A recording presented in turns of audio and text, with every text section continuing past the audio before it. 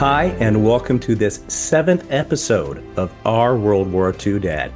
I'm Chris Cangilla, and of course I'm joined by Ken Cangilla, my brother, and we created this podcast to share the stories of our father, Army Private First Class Louis Cangilla, who served in Europe during World War II as a replacement soldier with the 99th Infantry Battalion Separate, also known as the Viking Battalion.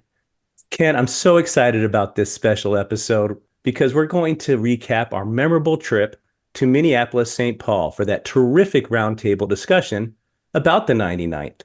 And we'll talk about the opportunity we had to share stories with some of the other relatives that had family members in our World War II Dad's battalion, as well as those fantastic discussions we had with the men who brought us the Viking Battalion, which is this incredible book, an anthology of what the 99th Infantry Battalion Separate endured during World War II, as told by the soldiers themselves. And recently, we had that incredible, fortunate opportunity to talk with another World War II son, if you will, one of the editors of the Viking Battalion, Erik Brun, an expert with the 99th, whose dad was with our World War II dad in C Company of the 99th. Now, Ken, your interactions with Erik Brun was, a huge help to you in your Europe trip and your undertaking in retracing Dad's steps, right? That's exactly right. I've been in contact with Erik for a number of years now. I first got to know him through the 99's Facebook page and then reached out and spoke with him directly as I did my research getting ready to go to Europe. And he really pointed me down the right path, put me in touch with some wonderful people who had some additional information in Europe. So he's just been an extremely valuable resource and he's become a friend. Yeah, absolutely. Just a really terrific guy. So we'll have Erik's interview a little bit later. I want to kick off this whole episode with our trip to Minnesota, the birthplace of the 99th Infantry Battalion, the Viking Battalion. Starting out early this morning. Got my coffee. Heading out for a walk before heading up to Minneapolis. So excited to meet some of the other World War II relatives from Dad's unit, the 99th Infantry Battalion Separate. All right, off to Minneapolis to meet the authors and see my brother. Should be a good time.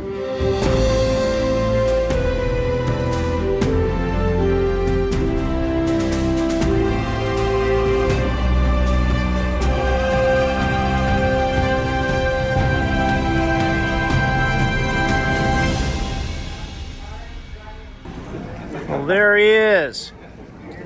He made it. You betcha. Quick flight. That's a good looking hat you got there, brother. You're ready for some historical fun? Yeah, this is going to be great. Yeah. All right. That's good too. We're ready. Let's go. Let's do it. And we did have fun. It was a jam-packed couple of days. We started out by going up to the grounds near the state capitol at St. Paul to the Minnesota World War II Memorial. Yeah, those grounds were a surprise to us. We were just out investigating and we kind of stumbled across it. And it was really neat to see what they had done to remember what had taken place during World War II. There was a lot of things there to look at, but one of the favorite things we saw was the gun from the USS Ward.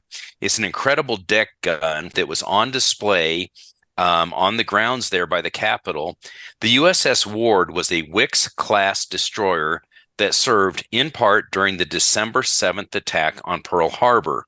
According to the U.S. Navy, that massive gun that we saw fired the first shot against Japan in World War II, sinking a Japanese submarine that was making its way into the harbor prior to the air attack that took place that fateful day.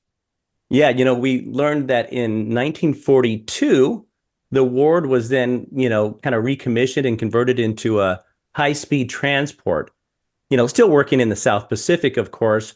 But then she was struck by a kamikaze plane and sunk. And the weirdest thing about this, get this, that happened on December 7th, 1944, exactly 3 years to the day after she fired that first shot on the Japanese sub in Pearl Harbor. And Ken, that gun, it was so cool to see up close. And of course, we took turns sitting in the seats and imagining what those men saw looking down that long barrel. Yeah, that was really great to see that gun up close and in person, and it's really neat that they have put it there. In fact, the gun was gifted by the Navy to the state of Minnesota in 1958 to honor the Minnesota reservists who manned the USS Ward in Pearl Harbor on that date that shall live in infamy. Yeah, that is pretty cool. You know, we also stopped by Fort Snelling, which is that historical fort. You know, the construction of Fort Snelling was completed back in, I guess, 1925, so a long time ago. And among other uses, it served as the primary center for the U.S. government forces during the Dakota War in 1862. It was a recruiting station for many wars, including the Civil War, the Spanish-American War, World War I, and World War II. And in October of 1942, and this is how it looked in that year, well, in 1942, Fort Snelling was the site of the early stages of the training of the 99th Infantry Battalion separate. And after they formed up in Camp Ripley, they moved down to the Fort Snelling site for just a couple of months before they made their final move for training in Camp Hale in Colorado.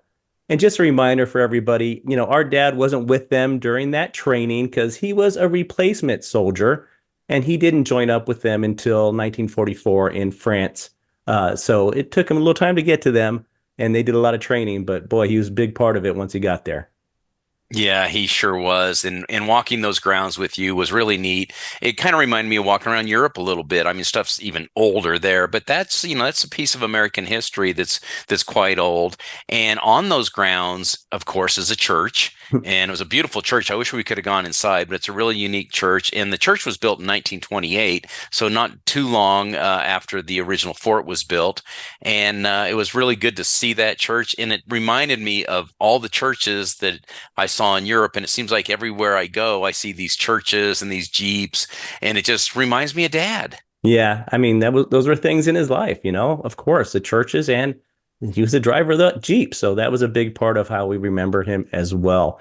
You know, going back to Camp Hale, Colorado, where the 99th did their training, that part of their training is an incredible part of the story because they went out to get this mountain ski, winter feeling about all that kind of stuff. And you recently went up to the Rockies near that area and discovered some really cool historical markers too, right? Yeah, living in Colorado, it's easy for me to go see these things. And so I was in Vail in January. And so I took a little time to go out and explore a little bit and came across some of the memorials that are there for the 10th Mountain Division. Now, you got to remember the 10th Mountain Division trained at Camp Hale right alongside the 99th Infantry Battalion. They were a much larger group than the 99th. There was 15,000 men in the 10th Mountain Division and only about 1,000 men in the 99th Infantry Battalion. So the 10th Mountain's really well known in the Vail Valley. So some of the things I saw as I walked around there, Vail has recognized on a plaque their service that those men had done in their training in that area and then overseas when they fought. And in addition to the plaque, they have this really cool statue of a 10th Mountain Division a trainee in camp in his winter warfare gear, and it's really neat to take a look at it. It's just on one side of the Vail covered bridge that crosses Gore Creek. When you showed me that picture, Ken, yeah. It was really striking because I've never seen that statue before, but it made me just go back to the Bergen book that had the 99th training up in Camp Hale, and they're marching, and it looks exactly the same as they're marching with the white, I don't know, I guess it would be an outfit or uniform they'd wear to blend in with the snow. It's pretty incredible. Yeah, it really struck a chord with me because that's what we see in the Bergen book, obviously. And I'm not sure what they wore over their uniform. It almost looks like sheets, something very thin. Maybe it's like a coverall or something, they have their uniform underneath there and they have those guys could have needed that extra protection when they're in the Battle of the Bulge for sure. But it was probably just like a coverall or something. Yeah. Yeah. So as I worked my way through the town of Vail, I came across some more things. Right there on the other side of the covered bridge is the 10th Mountain Whiskey Distillery Hmm. distribution point. So there's a shop right there where you can go in and buy 10th Mountain Whiskey. So the good old 10th Mountain gets recognized. And I kind of feel like we're the forgotten stepchild in the Yeah. 99th, but we were a much smaller force. And the 99th, as we were going to talk about today, did some really significant things, just like the 10th did. So Yeah. I'm glad we can at least recognize them. I feel like we are, honored to carry the torch for the 99th. We're gonna let as many people that would listen to our podcast know about the 99th Infantry Battalion Separate, the Viking Battalion, and really share that information because we should be, thought of in the same way as the 10th Mountain Division, even though we're a little bit smaller. Right, right. I agree with you 100%, Chris. So as I continued my little stroll through Vail that day, I walked over to what they call International Bridge. And on International Bridge, they fly a certain number of flags of certain countries. And sure enough, they had, in addition to the U.S. flag, they had the Norwegian flag flying over the International Bridge. So that was good to see. And then I worked my way up the hill closer to the ski mountain. And right at the base of the ski mountain, Chris, is a wonderful statue of a local rancher named Earl Eaton, and he's talking to a 10th Mountain Division soldier who is now back from the war, and it's 19, I think 57 or so, and they're talking about developing the ski area, and the soldier is Pete Seibert.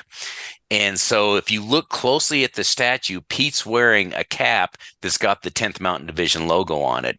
So it really ties in completely with what we experienced in our understanding of Dad's history with the 99th Infantry Battalion. Here's the 10th Mountain doing things post-war to develop the Vail ski area.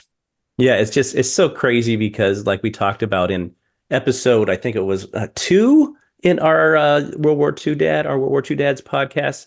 If you go back in there, is we talk so much about the training of the 99th and being in Camp Hale, and then of course how our dad had no Colorado connection Right. to the 99th or anything until he, was in the workforce and moved out there into Colorado in the 60s. So it's just one of those weird things that, Colorado played a big role. And it was just absolutely so cool to see that 99th and the 10th Mountain Division stuff that's just right in your backyard, man. It's right there.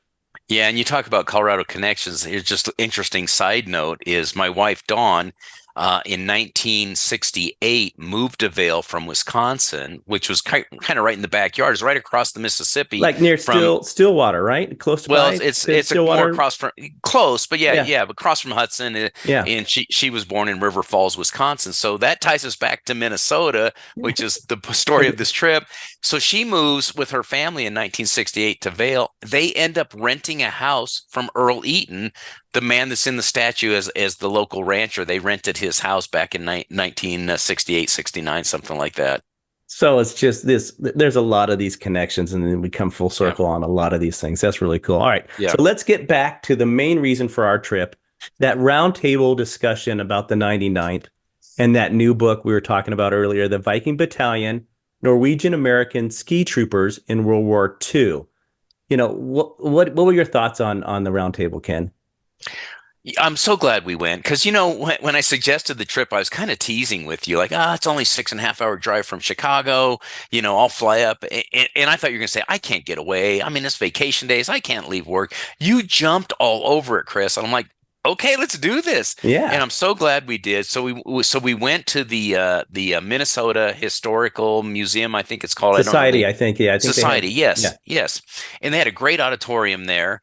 And, we were able to step into the auditorium and found some great seats, and I couldn't believe how packed it was. They had a great turnout, and all 3 editors were there on stage to talk about the Viking Battalion book, and it was just a great presentation and a great evening all the way around. Yeah, so we mentioned Erik Brun already. Brun, excuse me, was one of the editors, and then Olaf, is it Minge? How do you pronounce his last name? That's right. Yeah, Olaf Minge. And then of course Ward. Kyle Ward. So the 3 editors of the book were sitting there, and we were able to to interact with them and learn some more things about the 99th. And Ken, you kind of participated in that discussion. We should take a look.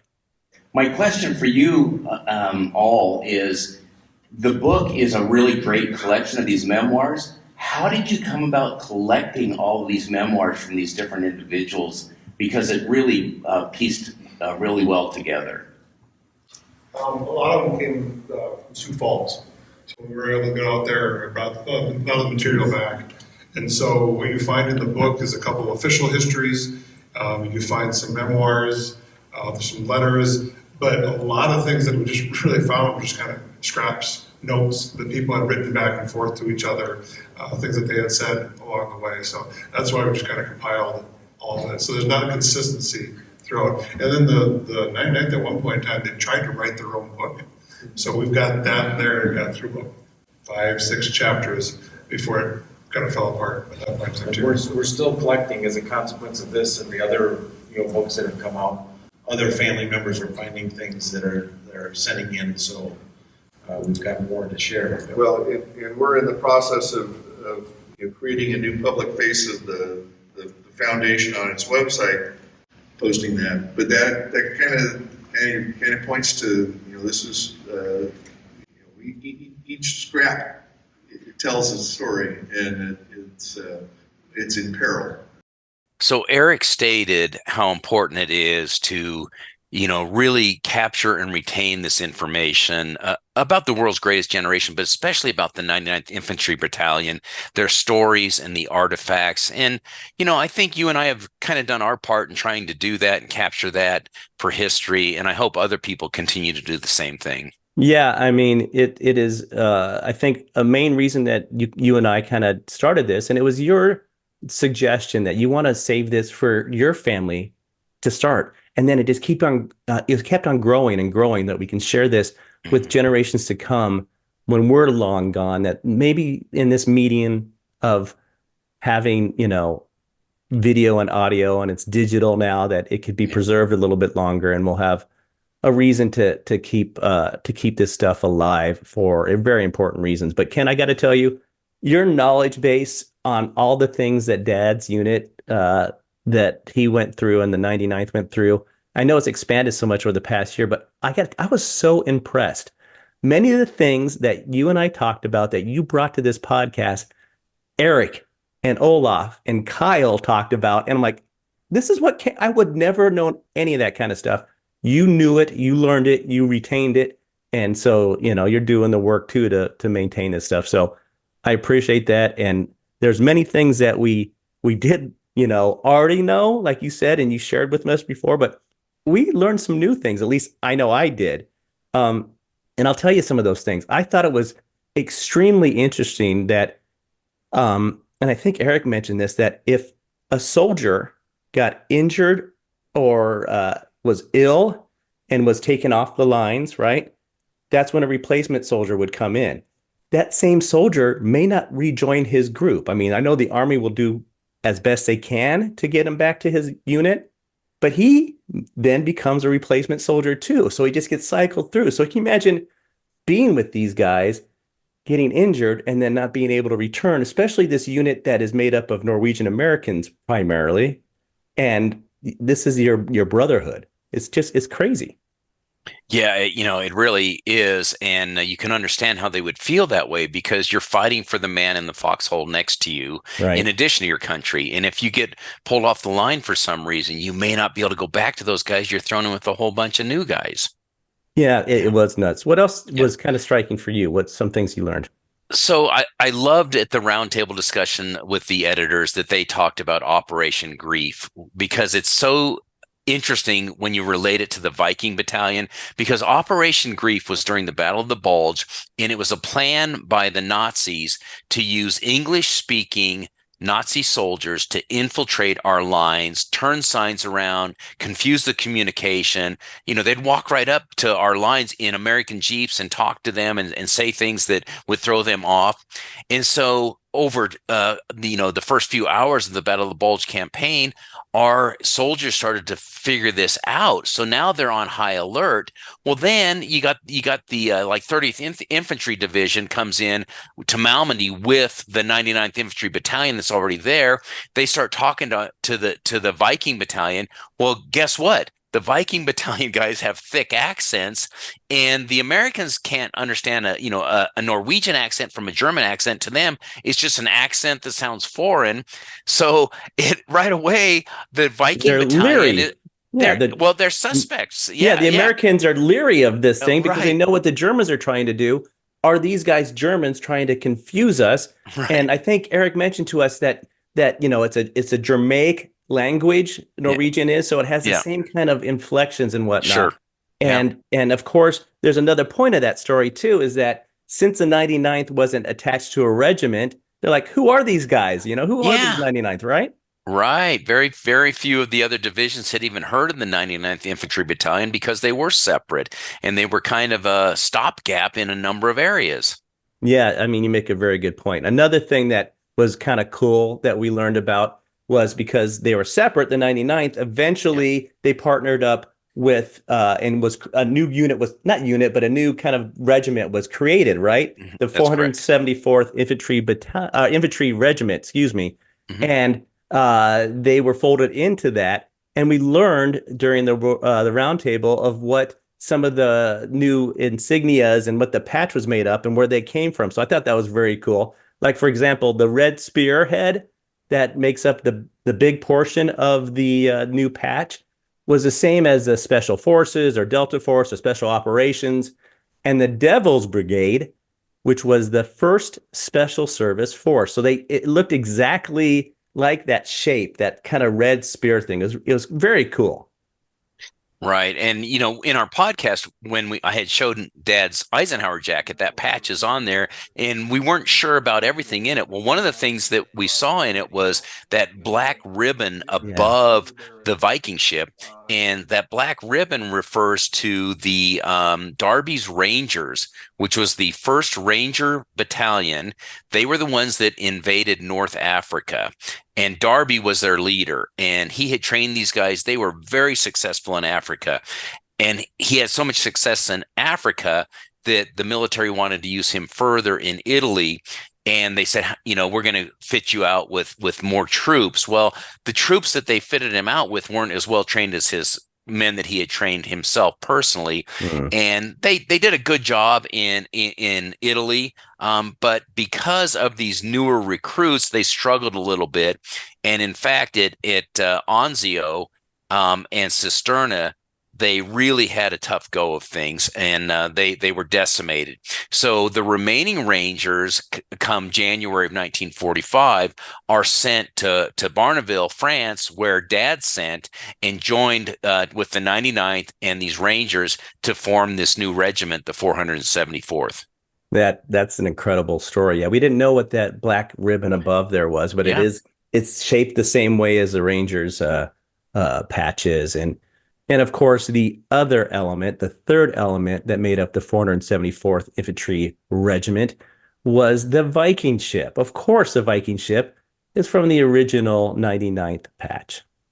Yeah, that's right. And I kind of like it because it's the biggest part of the patch. Of course. Yeah, and shortly after they were formed, Chris, the 474th was called into duty to assist with what was found at the Merkers mine. So this was a salt mine that the Americans discovered, and it was filled with stolen art treasures, gold coins, things like that the Nazis had stolen out of the countries that they invaded and secured it away there. Well, the Americans found that and knew that it had to be returned to the rightful owners. So the 474th was asked to provide the security for the escort and the convoy into Frankfurt to get this stuff moved into a vault in Frankfurt in a bank. So they played an important role right away.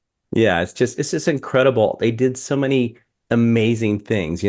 They talked about it, and something that stuck with me during that roundtable is how the 99th was the Forrest Gump of World War II. A unit that was looked upon maybe with not the on the surface of somewhat being a throw off to others, like we already talked about how they were kind of thought maybe not in the same way the 10th Mountain Division. So here's this unit that wasn't supposed to be special that ended up being extremely special, and they experienced some monumental World War II moments. It was incredible. So let me share some of those that we thought about. Being separate and not attached to a regiment, they were able to move so fast, right? We even talked about how that tank commander said, I've never seen these guys move so fast. No one has ever beat us to locations kind of situation. And they were called upon very often because they were nimble. They weren't attached to anything else. They could move and do things fast. Forrest Gump was pretty fast, right? Right, that's right. Yeah, it's an interesting analogy because I think it's accurate. I mean, the 99th, if you think about the Forrest Gump movie, he ends up in all these like historical events, and the 99th was right there alongside a lot of these historical events. In fact, they were part of the group of troops that were the first Americans to defeat and secure a German city, and that was at Aachen, Germany. And so our guys get credit for that as part of the Forrest Gump battalion. It's incredible. And they were also, honored and got some really prestigious assignments because out of the 99th, 50 men and 2 officers were selected to the 1st Army headquarters to guard General Bradley. I mean, huge name, General Bradley, and then General Hodges after that. So, just like Forrest, they got to do some incredible things and met and guarded some high-level officials. It was cool. Right. And then, Chris, they were very active at the Battle of the Bulge. They were quickly called in on December 16th and 17th into Malmedy to put a stop to the advance from the Germans at that point. And so they played a critical role there. They're not really recognized for it as much as, say, Band of Brothers and Bastogne, but they were only like 45 miles from Bastogne. They're doing the same thing. They weren't surrounded, but they were doing a good job of keeping the Germans at bay. Yeah, and they're the first to get to Malmedy when they needed help from it was like the engineers were just the engineers were there. Yeah, that's right. It's incredible. So also, we already talked about it, but the Merkers mine event in that transportation of those treasures and protecting them, that was a movie. The Monument Men, that was a story about that find and protecting those treasures. And here we are, the 99th being famous for something that a lot of people know about because of the film. Right. They certainly played a role in that. They absolutely did. And then this is the more somber point. Yeah. A few of the 99th guys were called into Buchenwald, a concentration camp. In fact, one of the editors, Olaf Minge, his grandfather was the battalion, I don't know if it's a surgeon or doctor. Yeah. And he was called to Buchenwald, and he witnessed the atrocities there. So the 99th, once again, plays a role in witnessing the Holocaust as well. Yeah, I mean, they were there in every part of it. And then they got to be in the celebration. But like we talked about, it was kind of a bittersweet celebration. But they were back to Norway, their home country. It's incredible because they were able to welcome the king of Norway back from his exile and be the unit that kind of received him and protected him.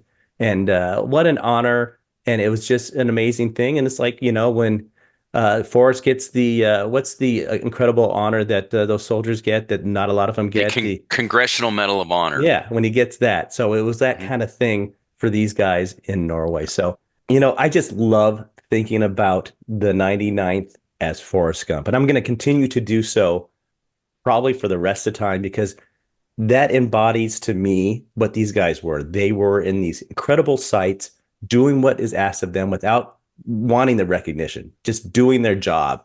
And that was so cool. But I guess, when we're talking about this incredible roundtable event, it was just so cool. And I think my favorite part was after the event, we went out to the lobby and we had an opportunity to talk with other sons and daughters and grandsons and just relatives of these guys that served in the 99th. And it was cool because share stories like us. We want to know, did your dad know my dad? Did your grandfather know your uncle, this uncle? It was so cool to have these conversations and try to pinpoint, what exactly happened because we're still searching for all these kind of links to find out the stories from their incredible experience.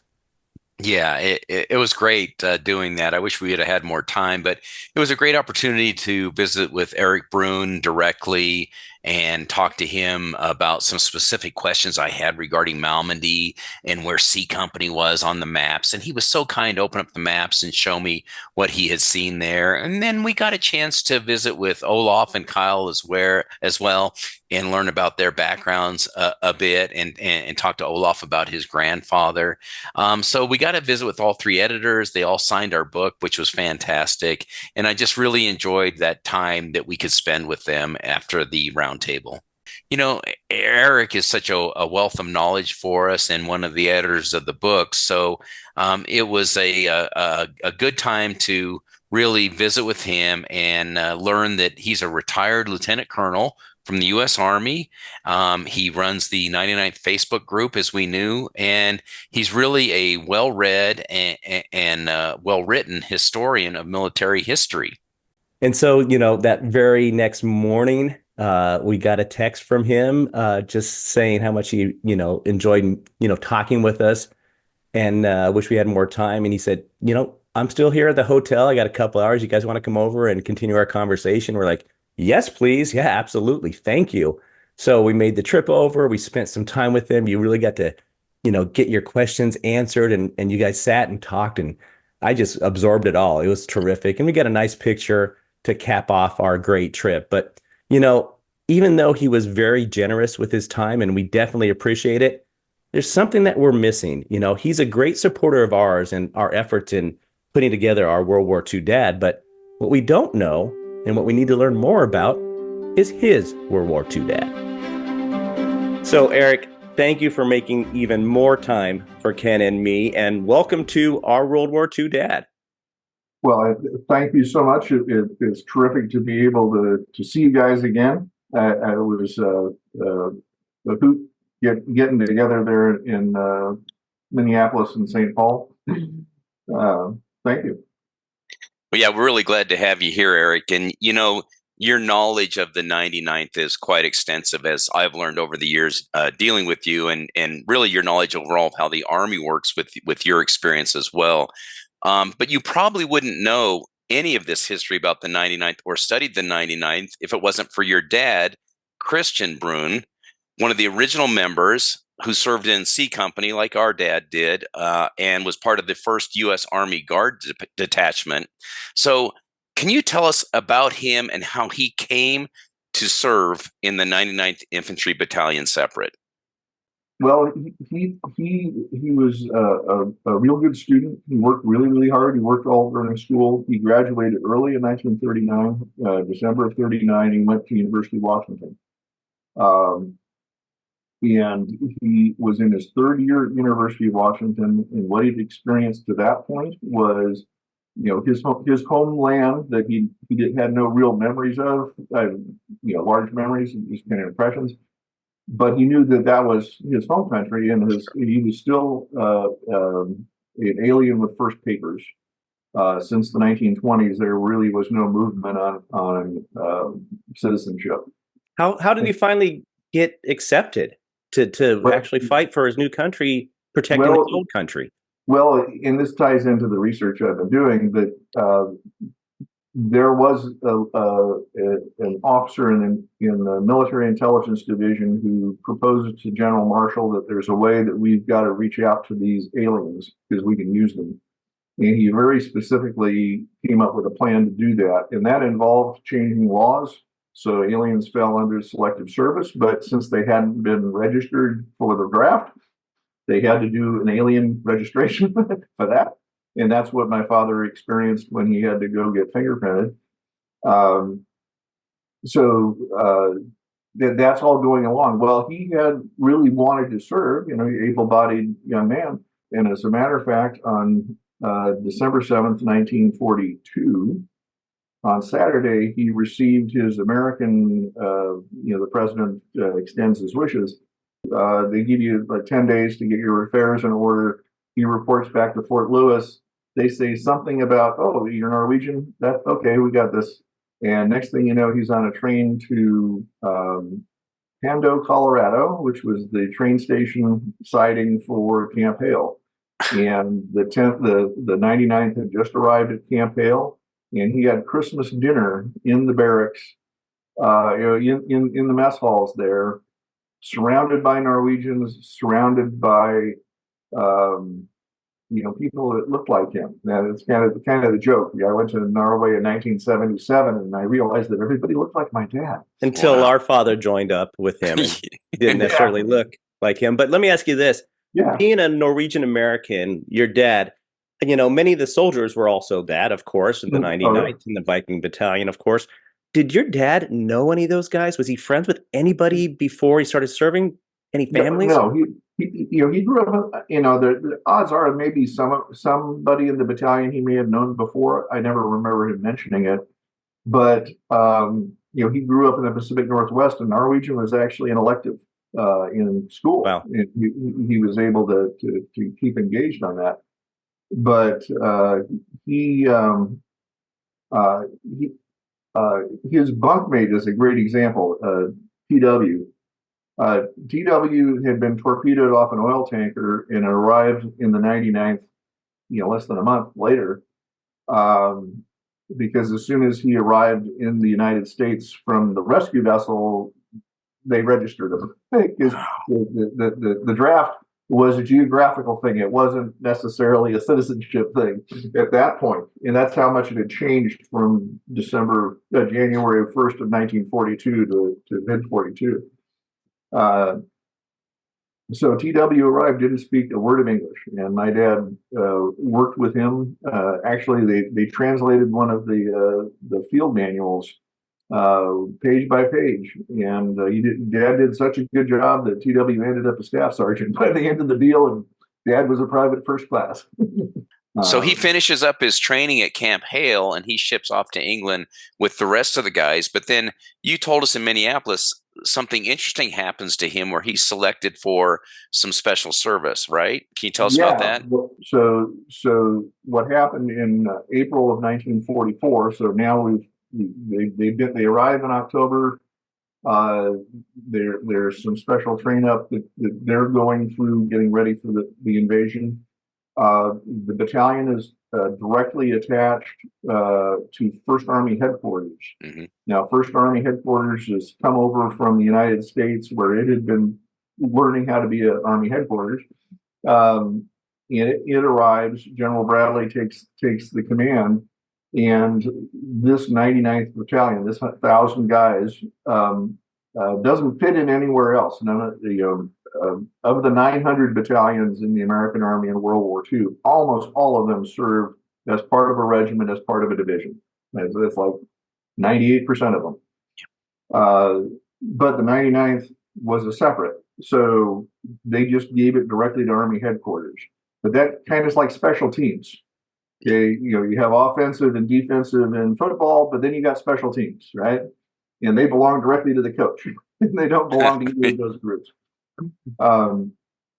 So as the separate battalion, they're there. Well, at some point, the Army headquarters decides that they want a little more security for their headquarters in the field. So they write a letter or an order to the battalion and say, hey, we want 50 guys and 2 officers, and they need to be here by the 1st of May. So my dad was one of the ones selected for that. And those 50 guys were at First Army headquarters until January 45. Now, which is located where, Eric? Where's First Army headquarters at this time? So, for instance, you guys talk about Tilth. Yeah. Well, the First Army headquarters was at Spa, and that was nearby. But that 50-man team would be responsible for 24-hour security at a handful of positions. Like in the parking lot, as you come in, you would pass one of their guards, and you'd be ID checked. And as you left the parking lot and you came into the actual compound itself, you'd get checked again. And Eric, who was the highest brass that your dad was actually guarding at those headquarters? Bradley and Hodges. Wow. Okay. And so that was a 4-star command. Yeah. The joke where I was going there, It was, they all got a kick out of it because someone would come in through the first guard, and then the second guard, and the third guard, and they would be saying, "Didn't I just see you?" Because all the Norwegians. Well, and Dad's memory of it was everybody was 6 foot, blonde haired, blue eyed, and it was. And I don't see Bradley asking for that, but I certainly see a staff officer or a senior NCO adding that to the recipe. Yeah. Right. So that's a compliment to your dad, Erik, that he was really a shining star to get that assignment. Yeah, but something that I really come to understand is that sometimes the compliments backfire in a way. I think for him it was the rest of his friends in C Company did go to the Canal Drive and did go to Versland and did go to the Bulge, and his combat story was, they got rousted and they were standing on top of First Army headquarters looking for German paratroopers because that was the target. Bradley would have been one of the targets, the VIPs that they would be trying. Not Bradley in this case. This would be Hodges. Bradley was there. He had First Army for the invasion, and as soon as the lodgment took place, he moved up to 12th Army Group, which was the next headquarters higher. And Hodges came in as the First Army commander to keep pushing at that level. So he was in that position during the whole war, or did he go and join up? Was he with the other guys at any other point? My dad, one of his statements was that he kept asking to go, and the NCOs didn't want to release him. He had kind of a survivor's guilt from that. He didn't feel he was, he had been held back for a high prestige, because nobody wants the drunk guy showing up in front of the general. Okay. Right. So it's a high stakes game there. So what I think you're saying is that your dad may have had a little bit, like you said, some guilt that his countrymen are off fighting and I'm here and in a more of a most definitely. Yeah. And you had the memory of your father, his reaction when his ritual was to take a warm shower before bed. Kind of his form of meditation really. But the time that if you turn the lights off, you're there. You're back. You're right. Yeah. You're living out of this part of your brain. Right. Let me ask you this, Erik, because I think you talked about this when we were in person in Minneapolis, that the Norwegians were sometimes mistaken for German soldiers because of the accent. Can you tell us a little bit about that and what that is a very important thing to keep in mind, and that's kind of the downside of an organization like that is you don't have the usual movie, Sunday matinee movie with a guy from a cowboy and an Italian from New York or Chicago or Pittsburgh. Pittsburgh. Pittsburgh. Everybody was Norwegian, but in Norwegian is a Germanic language. It may not, to a practiced ear, you can tell, really tell the difference. But if you're talking to someone from one of those other parts of the country, it's suspicious. Very much. And that time, that's exactly why Scorzani and those Operation Beef, but specifically during the Battle of the Bulge, because the Germans were really trying to exploit. They actually had gone back through the German military and identified people who had lived in the United States. But honestly, it wasn't a very sophisticated project that they had. These guys weren't necessarily volunteers. They had been segregated politically because they didn't know if they could trust them, so they were already on a list. But they were using deep penetration. They had dropped paratroopers in with specific tasks of confusing by changing road signs or and actually that's reported by the 99th that there were a couple of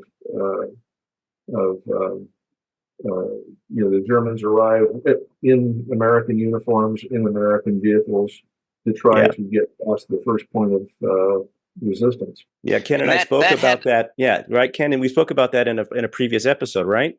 we Yeah. did, and that had to put your dad, Erik, your World War II dad, on high alert, because part of that strategy was that Eisenhower was going to be attacked, and he was back in Paris at that time. So your father, who's protecting, who is it? Is it Bradley at that time, or who's he protecting? It was Hodges. Bradley Hodges was had to down put him on west of high it. alert. Yeah, well, yes, and everybody talks about Eisenhower because he was the big fish.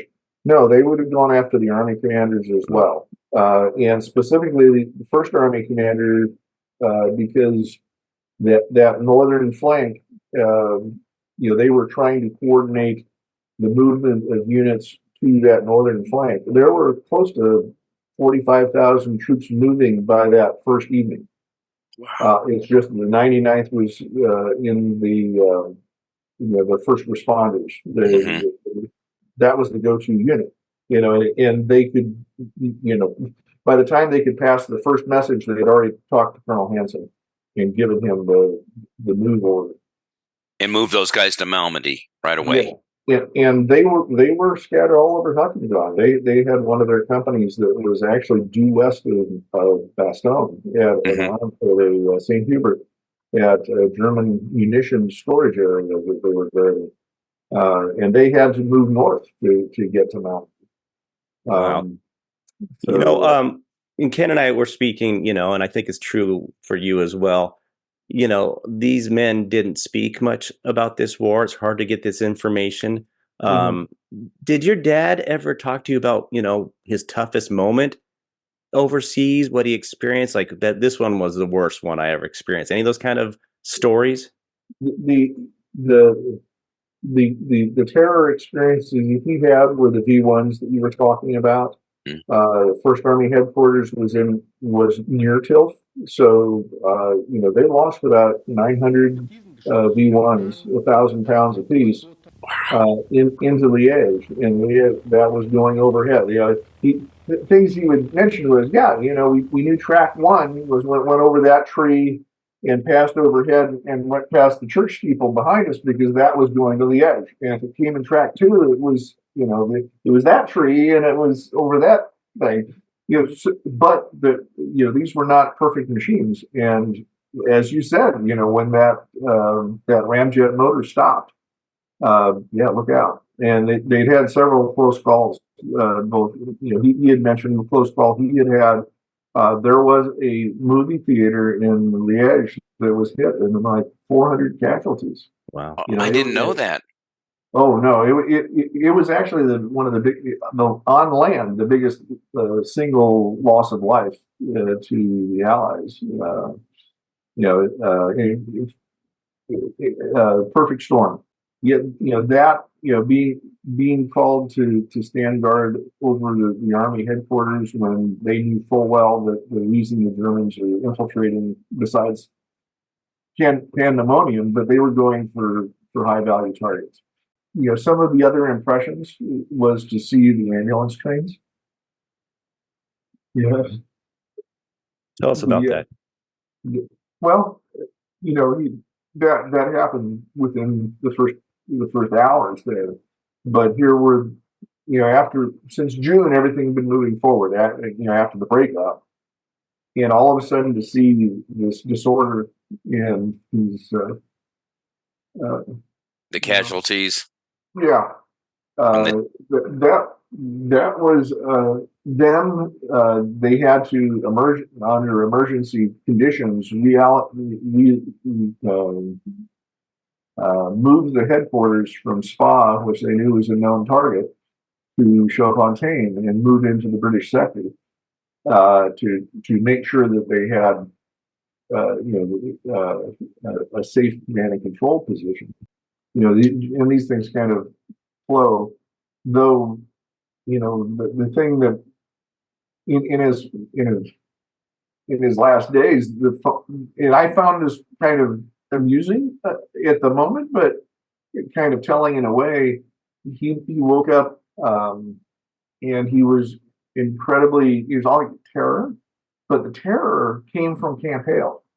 And the terror was that the first sergeant had sent him back to the rear to go to the hospital, but he didn't want to go to the hospital, and he hid in the barracks because he was afraid he would get pulled from the unit. Oh, wow. And this disobeying thing that he did, that kept him with the unit. That they could have, if the orthopedic would have looked at him, maybe he would have said, no, we need to send him off to a general hospital for something. Isn't that a common thread, Erik, where these men, they were fighting for their country, but really they were fighting for the man beside them, and that was the most important thing to them, and that's why your dad did not want to leave Camp Hale. In this case, yes. Yeah, he didn't want to leave. He was afraid to go to the hospital because that may have caused that to happen. He may have lost. I'm sure they saw that in their friends. His ski training was dangerous. Okay, right. And somebody hits a tree. Next thing you know, they're down for an orthopedic injury, and the unit's only going to be training for another 3 months. The guy goes with 2 broken legs. He's not going to come back. He's not going to join the battalion. He may come back to the army, but he's not going to join the battalion. So let's get back to what we're talking about, after Malmedy and all that kind of stuff. As we're approaching VE Day, there's maybe an opportunity that this Viking battalion is going back to the homeland, right? Is that the next possibility? Yeah. So in October of 44, they decided, okay, the agreement in 43 was that the Americans would provide a regimental combat team plus the 99th to go to Norway. Is that why they were partnered up with the 474th then? Exactly. As a matter of fact, the 474th was created for that mission. So they made it to Norway, in June or July? Is that when they got there? Did your dad have any relatives that he saw there when he got there? Tell us about that. Plenty. So they were timed to arrive before the king. And the 99th was disembarked in Oslo itself. The rest of the 474th moved to Drammen.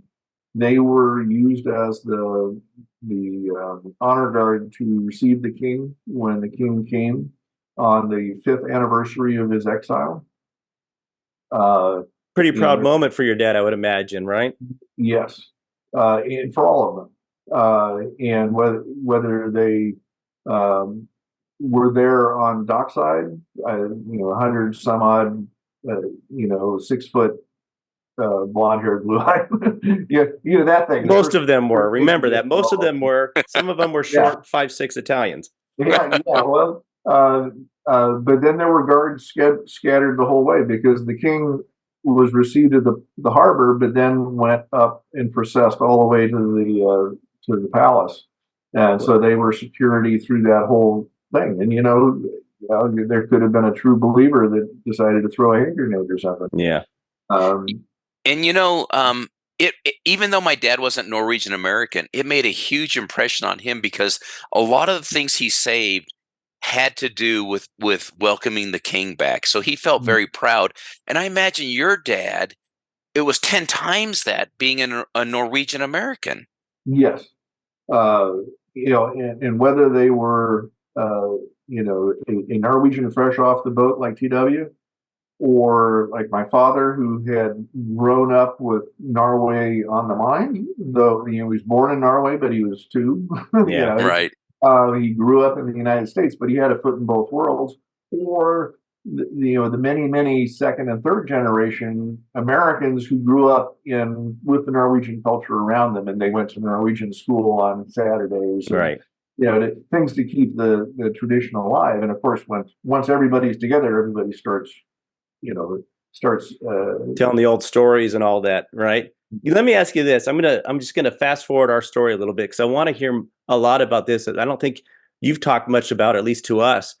So after the war, we're gonna go ahead and speed up that your dad's back home. Tell us about his life after the war. What did you learn about that before you came about in your family? Well, he went back to school, GI Bill.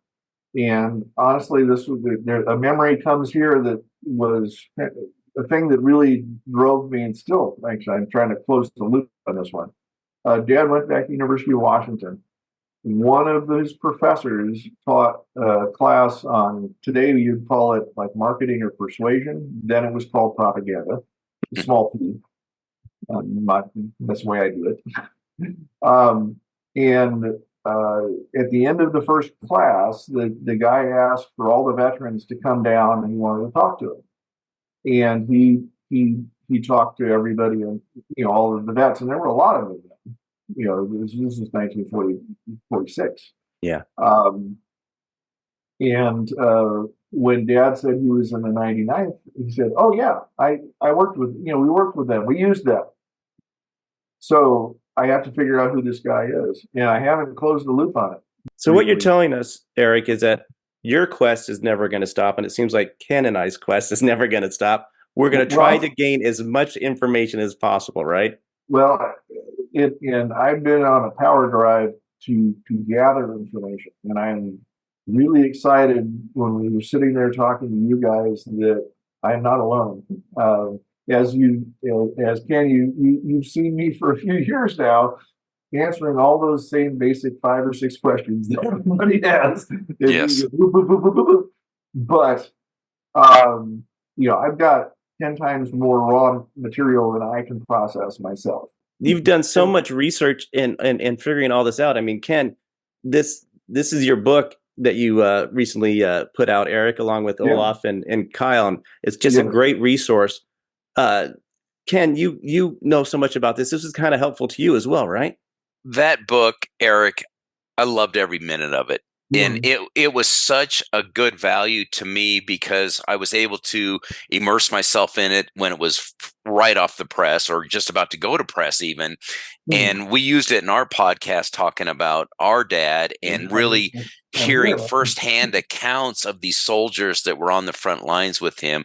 It's a wonderful book. And, I recommend it to anybody who's interested in World War II history to read it because it tells such a great story of really a specialized unit that was just one piece in the cog of this World War II machine that helped bring freedom back to everybody.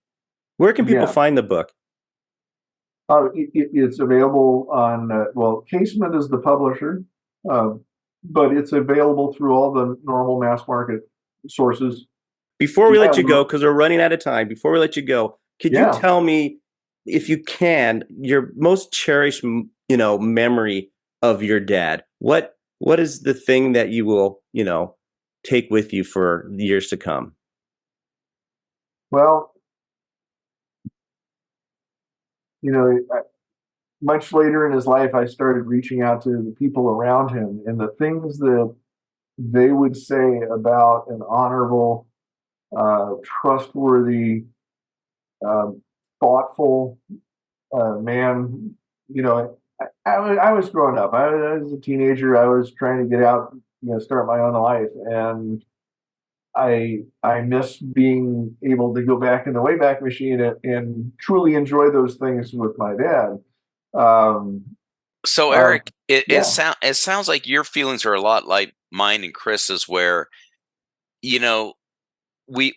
our fathers didn't talk a lot about the war, and as we got older and we're getting into our 50s, 60s, we're reflecting back on their lives, and your cherished moments are the time that you were able to talk to your dad, because your dad lived a long life, so you were fortunate enough to have those times to speak to him about your historical research. And so I think we share that common bond that trying to speak to our fathers about their history and getting that information. We wish they were still alive to get even more out of them at this point. And you've taken on the job, and I think Ken and I have a little bit too, of trying to preserve it. That's why we do this podcast. We want to share the information that we know, so our generations and future generations know more and more about these things, so we can keep these guys not only in our memory, but learn from their sacrifice and what they did. Erik, I can't thank you enough for your time and, of course, your knowledge. I mean, this has been fantastic. It's wonderful. I appreciate you being here and joining us, for this episode of our World War II Dad. you were such a valuable resource to me in this quest that I've been on for years, trying to understand my dad's service, because he didn't talk about it that much.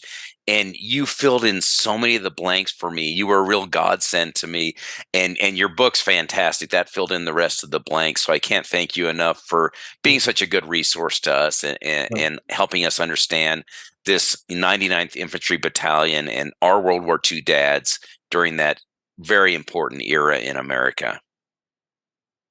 Thank you. Thanks for this honor. Yeah, this is an honor and opportunity, and thank you.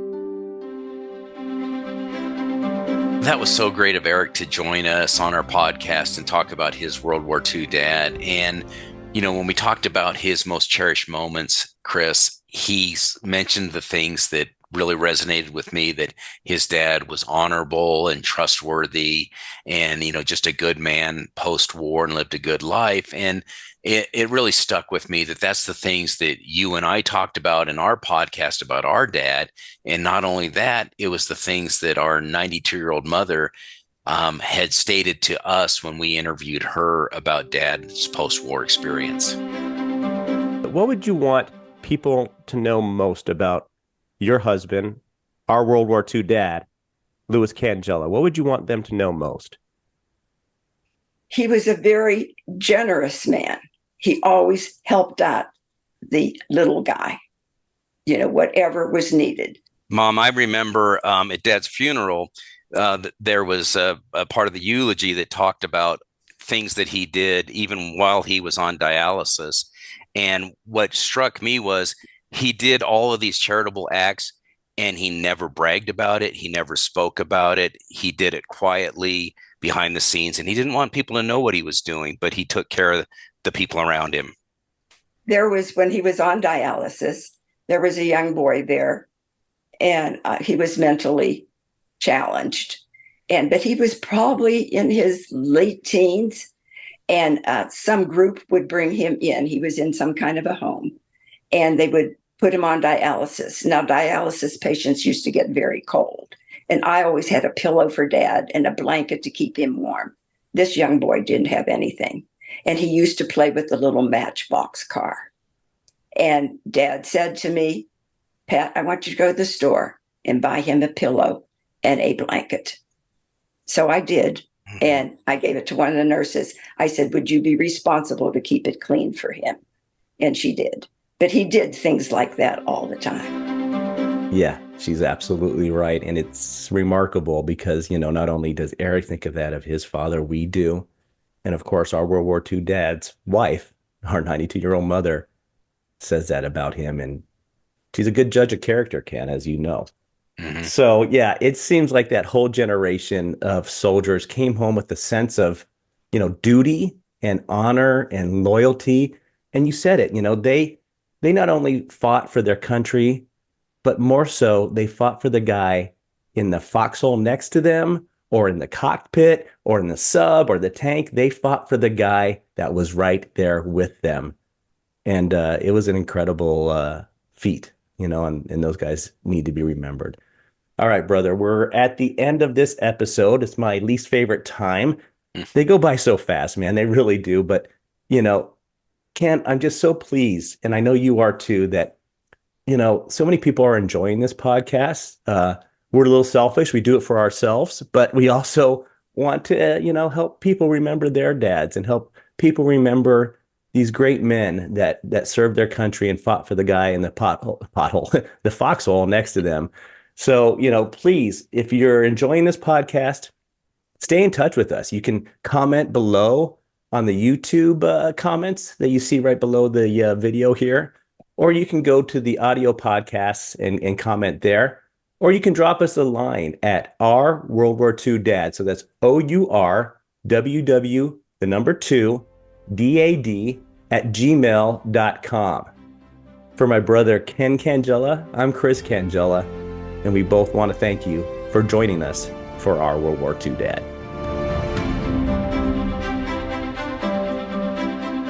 Thanks for watching and listening to our World War II Dad. Please remember to like and subscribe and turn on that notification bell so you don't miss an episode. And if you're just listening to the podcast, please leave us a 5-star review. We would really appreciate it.